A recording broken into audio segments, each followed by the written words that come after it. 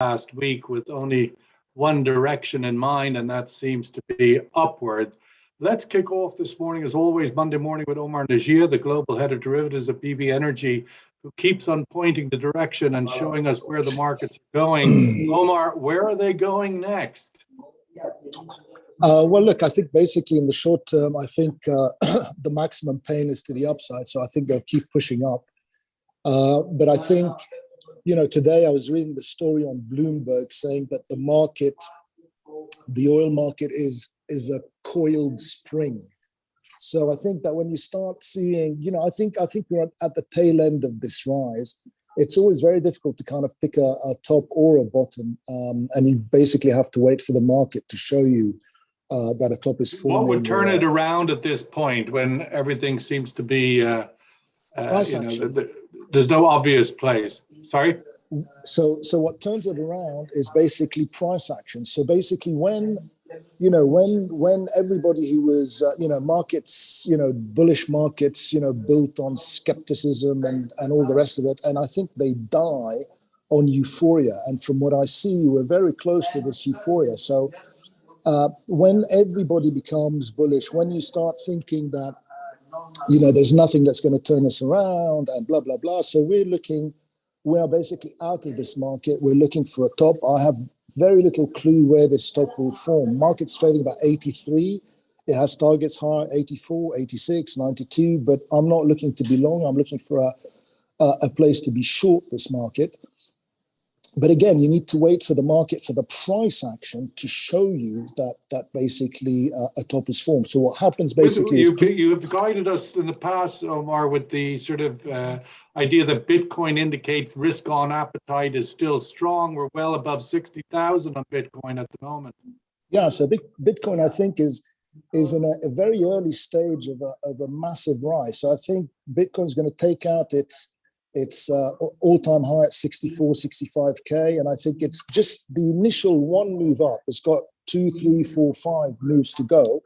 And I think the initial move up will take us to, above the all-time high and probably close to $70, little pullback, then massive up. But you got to distinguish between the two. So I think risk appetite is there. And I think equity markets are also going to go higher. But oil, I think, for me, I like to look at oil as also the kind of leading indicator for the rest. So risk appetite is one thing. And I think, the Bitcoin is going to look more at inflation and the dollar and basically about, fiat currencies in general.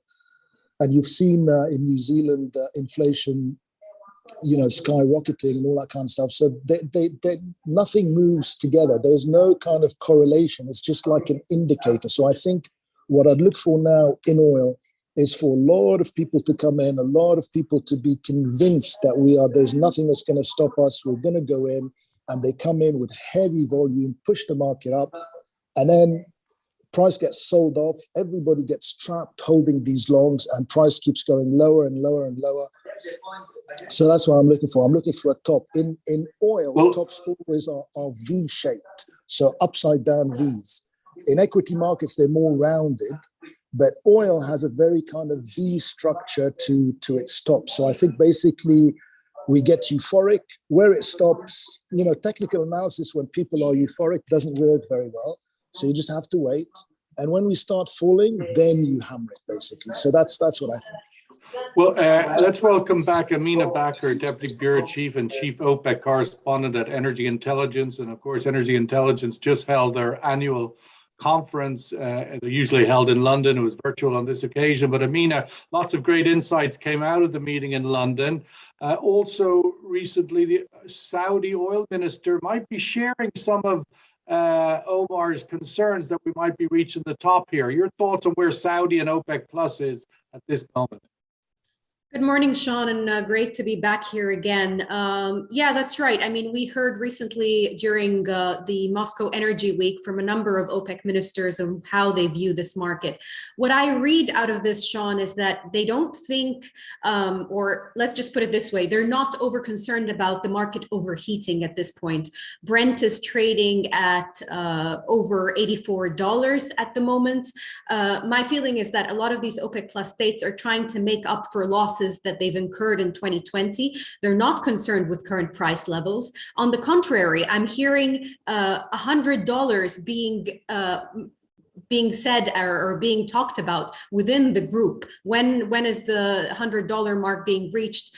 President Putin of Russia said it's quite possible. UAE's energy minister Mazrui also got asked about $100, and he said it's quite possible. So they're opening up the possibility of Brent reaching $100 a barrel. That's how they view the current market, and I see them continuing with the current policy, meaning that they will continue to ease the production cuts by 400,000 barrels a day for the time being. I'm not seeing any kind of appetite to ease the cuts more than that. So I think this is from where your they stand. reporting and from your sources, Amina, do you get the sense that OPEC Plus, particularly the Gulf OPEC, feel any responsibility or burden of the inflation narrative, that they are somehow contributing to it and they need to play a role? That's the Americans are looking for more oil to calm down prices. Do you think OPEC Plus sees they have a responsibility to manage inflation? They, of course, understand that oil prices do contribute or have an impact on the world economy and the growth of the world economy. That's one side. But the various requests, I mean, we've seen many requests from the US, have not been met at the moment. They're acknowledged, but they kind of fall on deaf ears. Mainly because the argument is that there is no extra demand. They're not seeing refineries in Asia or the US asking for more oil. They're claiming that the inflation, the price hike that we're seeing is not just because of OPEC Plus. Sure, I mean, there is the argument that the US makes that OPEC Plus could help calm the price. But it's not OPEC Plus's sole responsibility to do that. They also have to examine the market fundamentals. And there is a fear, Sean, that by 2020, you are going to get an overhang, an extra supply. So they need to be proactive now entering into 2022. Let's go to China, where Victor Yang, senior editor at JLC Network Technology, is sitting. And of course, the big news overnight is that China's GDP numbers have come in less than expected, but most notably a significant decline in growth in China from what was sort of forecast earlier in the year. Victor, your thoughts on the report of the GDP? Yes, well, and as we mentioned before, well, GDP is not the priority of the government for 2021. And this year we had a lot of impacts, we'll say the resurgence of the virus, well, the restructuring and the carbon, the targets to peak carbon emission by 2030 and to get the neutrality by 2060 is kind of priority now. So every industry is now following these priorities, well, including the power rationing in late September. Say, for one reason, it was because of the power shortage, but for a lot of local governments, it was because of the policy. They failed to achieve their targets to cut their energy intensity in the first half of the year, and they were criticized by the central government. And so they took drastic measures to ration power. So it was not all because of the shortage. And Victor, that has been obviously, we've just had the Q3 numbers of GDP. Clearly there's a slowdown in China. Yes. What is your expectation for this trend into Q4? We're now already nearly at the end of October. Are we going to see further slowdown in Q4? Yeah, there will be no surprising. We would expect further slowdown, yes, because it's now kind of critical time for the country to further its restructuring of the industry. And it's removing small and outdated capacity as well. Say, in the oil industry, last week we had the fourth batch of quotas on crude imports for independence. But for those who didn't follow the country's regulations on the use of imported crude, the quotas were cut or were even suspended. So it's now strengthening the regulation, the oversight on the regulation. So small units, small plants would be phased out faster than before. And this would kind of impact its economic growth in the future until it's fully restructured for faster growth, maybe not in next year yet. So we can still expect kind of slow growth next year too. What do you think, Victor, will be the number at the end of the year for the all of 21 for China GDP growth on the average for the whole year? Well, it could be kind of close to the government's targets, but wouldn't be how much higher than the targets. Well, say it wouldn't be surprising if it's slightly below the target. And really, below the government, what? Below 6%? Yes, well, it wouldn't be surprising. I mean, if it happens, well, and in China, you can feel that it's not really the target, the main target for the government now. That's not like before. In the past, as you once said, China like to boast the number of the GDP number, but that's not the case now, as it implies as well. So it wouldn't be surprising. Yes. Omar, I mean, we've seen the market open in Asia this morning, reaching multi-year highs in the face of the world's biggest oil exporter telling us that they're on a dramatic slowdown. Is that a disconnect? Sorry, Sean, could you say that again? I say the oil markets continue to soar this morning to multi-year highs in the face of the news that China is slowing down quite significantly. Okay, so that tells me basically that the news has nothing to do with it, right? That's what it tells me. So I think we have to kind of, or there is too much exuberance in the market that they're ignoring the news. Yeah, but again, I think, look, if at the beginning of the year we managed to say that oil prices are going to 80, it's not because of any news. So it's because you told us and it happened. That's the way it goes. Yeah, no, but seriously, you have to try and I mean, markets have a life of their own, and yes, news has a short-term effect, maybe a day or two, a week, whatever it is.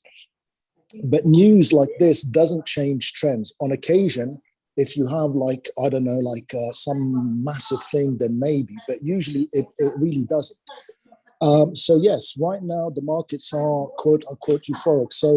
So I think basically the markets have moved from, pessimism, skepticism. Then we got to the optimistic kind of stuff. And I think a couple of weeks ago, people were saying, well, I'm bullish, but not really that bullish, but a little bit bullish and all the rest of it. Now it's basically euphoria. Everybody's bullish. Yeah, we're going to go up, blah, blah, blah. OPEC's going to keep doing what they're doing. And market's going to go up, market's going to go up. So I like this kind of dynamic, because that's the kind of stuff where, it's like in 2008, everybody was super bullish. What happened? We broke our face. In 2020, nothing could stop the new coming bull market, including oil, blah, blah, what happened? Pandemic. So I don't know what the trigger is going to be or how they would like to, find cause and effect. But I think we're going to go lower. From where, I don't know, but lower. The fundamentals, Amina, do still seem to support an upward momentum, given we're now seeing the tightness on supply, generally acknowledged that demand is about 1 million barrels a day above supply. And now we have news out of Asia of an early winter blast come in. China saw sub-zero temperatures arrive early, the earliest in more than half a century. So the outlook perhaps for a pretty cold winter in the face of all this energy shortage, surely that would propel OPEC to add some more barrels. Yeah, you would think, Sean, but for the time being, I don't see them revising their stock outlooks for 2022. They still have the alternative scenario, which considered a lower demand, and they have that range in the stocks are over the 5-year average. So they didn't revise their numbers yet. And as I said, they're quite content with the direction the market is taking. So I don't expect them to move as of yet. However, I just want to highlight something that's quite important too that might add pressure. There's a lot of focus on OPEC Plus's spare capacity. Or lack of. Or lack of spare capacity. I mean, for September, just from the secondary source average, we're seeing compliance levels at 115%. And this is the first time I will say maybe too much of a good thing is a bad thing now. So seeing compliance levels at this level, it means that countries can't even reach their quota, and they will have to be compensated by other players. And there are only just a few players that could compensate over a short period of time. Saudi Arabia, maybe the UAE. You saw the Kuwait KPC report recently. They have huge issues with declining capacity. Nigeria has issues. There are issues in Libya, and of course, Iran can't export. So all of that is adding a lot of pressure, despite, I mean, by our calculations, there are about 6 million barrels of spare capacity among OPEC Plus members, but that figure can't come to the market that quickly. As I mentioned, only a few players could boost their capacity over a short period of time. Victor, given where prices are at for oil and most significantly for natural gas, what impact will that have on China, which is already slowing down, but on oil purchases, do you think, going forward at these prices? Yes, well, that would surely impact Chinese independence. Well, no, not just independence, but Chinese refiners in purchase. Well, and so last year, well, the country bought a lot of crude, and some is still, so it's still kind of digging into the stockpile. Well, but for independent refiners, they can still increase buying slightly in the last 2 months of this year, because, well, they had just got a new batch of quotas. Say just last week, it was released last week. But on the whole, it has kind of negative impact on the country's growth. I mean, given the concerns on shortages, particularly on natural gas, would it not be a time to expect that China might do a lot more buying to ensure that over the winter they don't experience outages? Well, yes, for sure. It will increase buying in winter, no matter how high the price would be. And because, well, we still rely a lot on natural gas for winter heating, particularly in northeast China. But now China is also kind of releasing coal production capacity.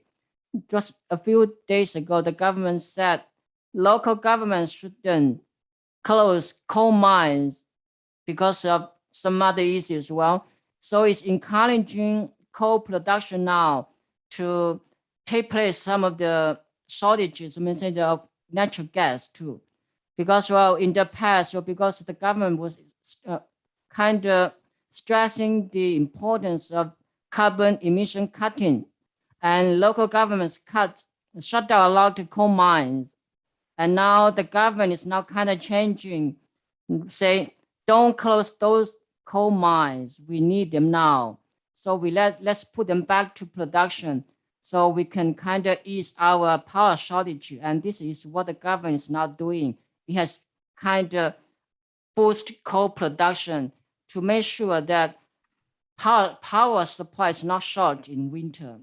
So that's kind of strategy too. Just to quickly on the China, the Evergrande story, Victor, is that something that is now over, or is it still potentially a threat to the real estate industry in China? Well, we wouldn't say it's all over. And just a few days ago, the central bank issued an announcement saying that the financial risk was still controllable.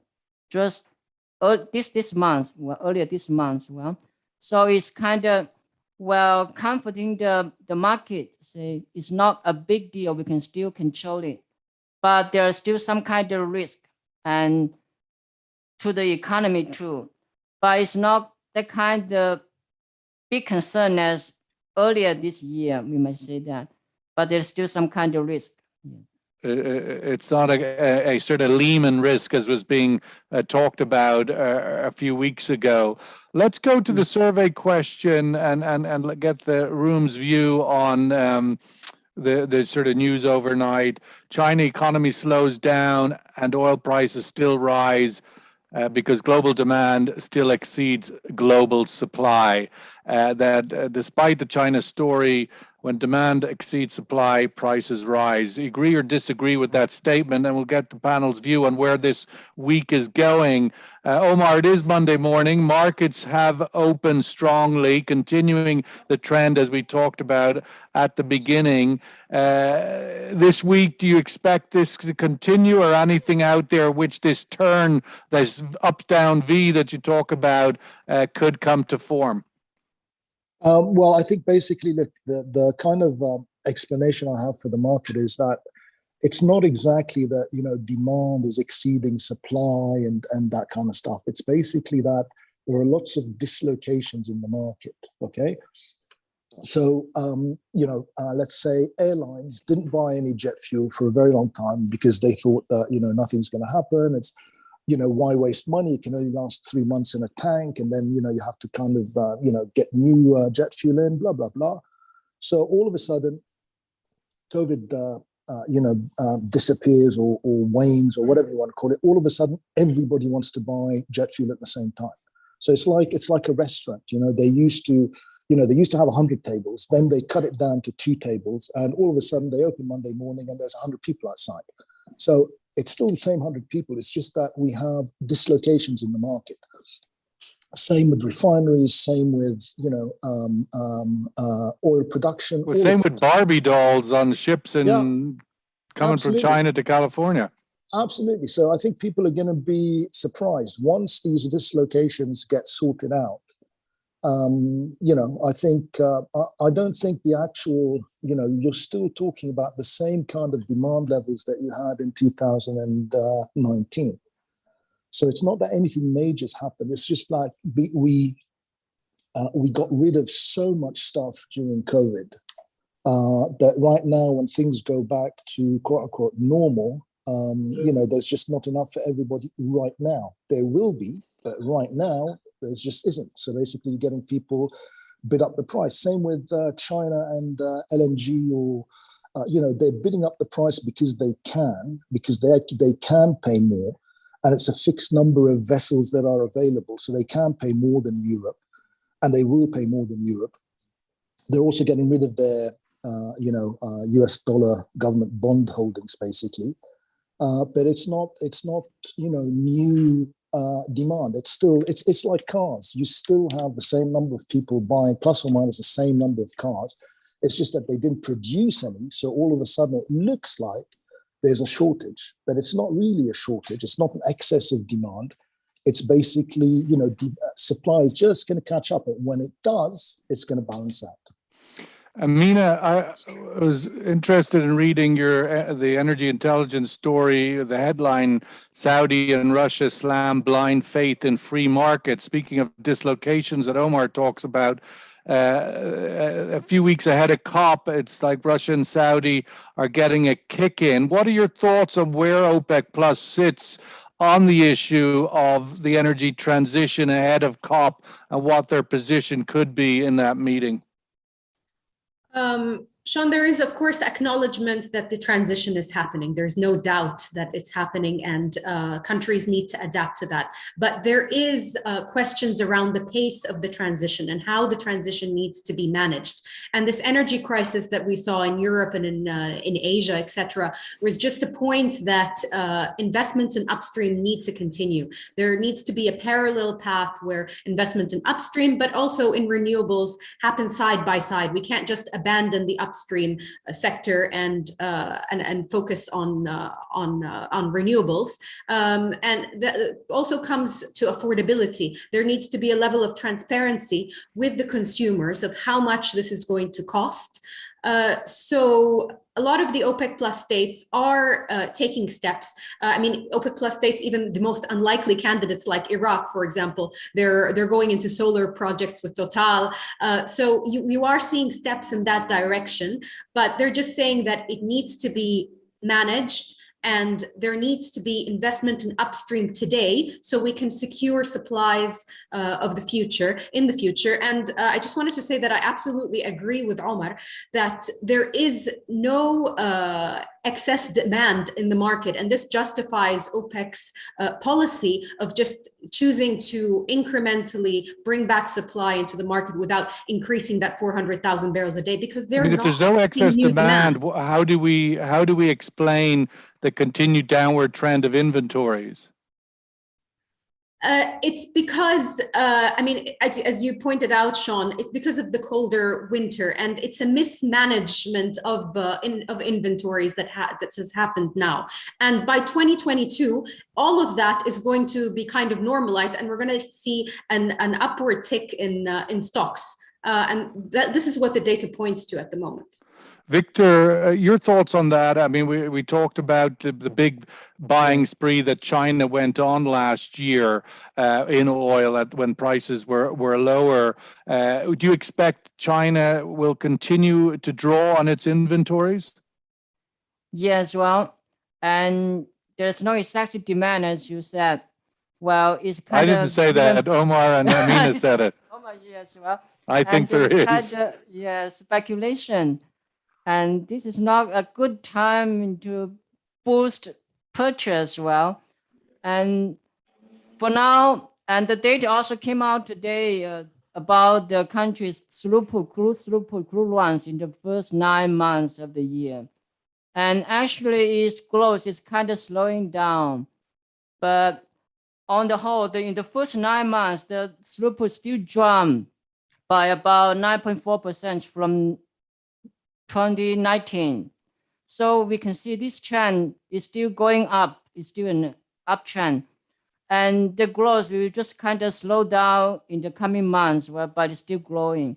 And in September alone, the throughput was about 13.78 million barrels per day, close to the record high of 13.78 million barrels in December 2019, just before the pandemic. So we see after fast growth in production in many months, so in months as well, the production is now kind of slowing down. So it's kind of reasonable. It doesn't mean the country's crude demand is now weakening so much. It doesn't mean that. It's just slowing down temporarily, yes. Victor, just to finish up on we're seeing in Asia, as Omar mentioned, regarding aviation fuel, that even now we're starting to see Asian countries open up, Singapore, Australia, the demand on aviation jet fuel is growing. Is China likely to open up? Are Chinese likely to start traveling abroad again? Well, we do not see that yet. Not this year yet as well. And you see, early this month, we had the week-long holiday for the National Day, and over 500 million people travel. That's just about 70% of the level in 2019. So we do not have things all back to normal yet as well. And the government is now giving a boost injection to people. I mean, the third one. Vaccine. Yes, vaccine. And so when people are fully vaccinated, say next year, so it might be time for the country to consider opening up its borders, but not this year yet. Well, it's always a good thing on some level that we get through nearly 30 minutes of our daily podcast without mentioning COVID, but Victor just got it in on minute 30, so well done. The headline we have in our daily digest today is to acknowledge that in New Zealand, after being the sort of poster child of success with COVID, are now going into a further 2-week lockdown in their capital city. So it still obviously lingers and is a challenge that one must keep an eye on. Listen, let's wrap it up there with the survey result. It would appear that the big poll is generally in agreement, despite China's slowdown, prices rising.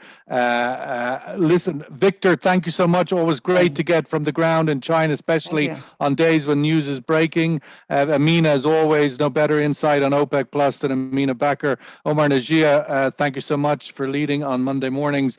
Have a great week, everybody, and we'll catch up with you every morning, 10:30. Just one note, Thursday is a holiday, public holiday across the Middle East, so the podcast won't be on Thursday morning. So, you've got something better to do, go to the beach or whatever it might be. All the best. Thank you. Thank Thank you. you. Bye.